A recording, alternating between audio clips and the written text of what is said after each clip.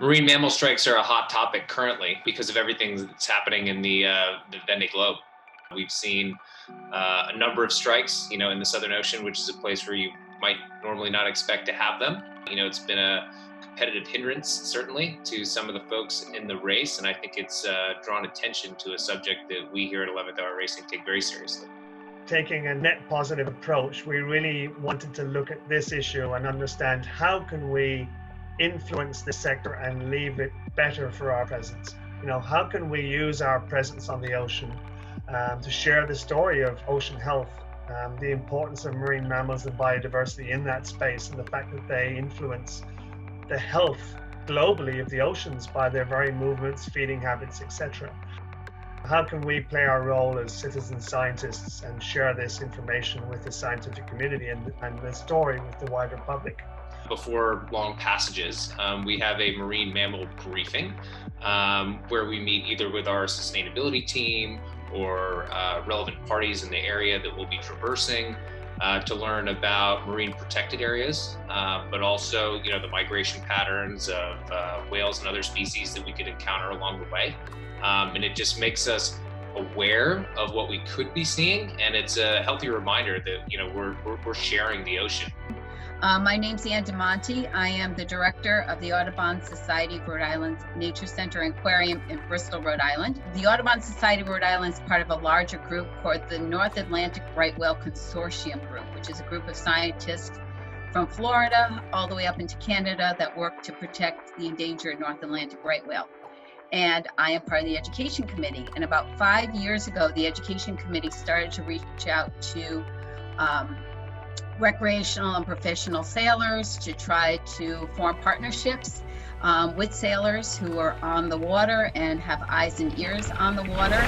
There it is right there. There you go. I think it is a pilot whale, isn't it? Yeah. I think a lot of people say, well, why should I care? And whales and all ocean animals play a critical role in the health of the oceans. The whales eat all the various things from the oceans. They poop.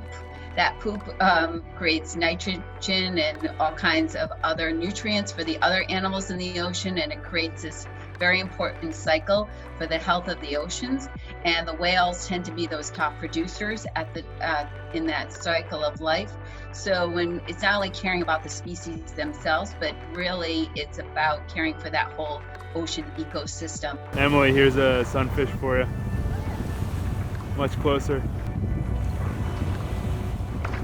We've also done a lot of research around the technical aspects and the solutions around improving our watchkeeping capabilities, looking at the technology out there and choosing the most pertinent. So we've actually already installed the Oscar system on the training boat, and we're reaching out to a couple of other potential technologies which will help us to improve our underwater watchkeeping capabilities.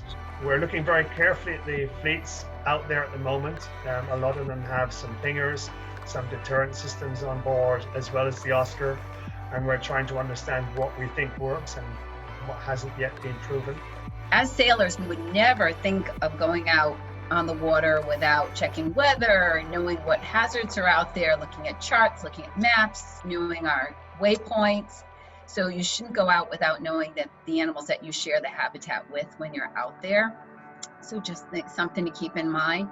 And also to never be afraid to report anything. We as scientists, we don't get on the water that much, believe it or not. If we're lucky enough, we're going out for a survey or a study, we might be out on the water a few hours to, if we're lucky, a month. And we're going to a specific area where we know these animals are so we can study them specifically. We might do some aerial surveys. Again, those are limited time, especially with 2020.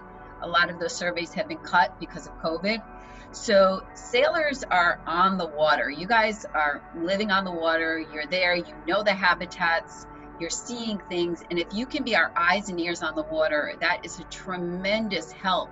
I mean, you may see a right whale in a place that we never expected, and it may be the key to knowing a whole new habitat for these animals.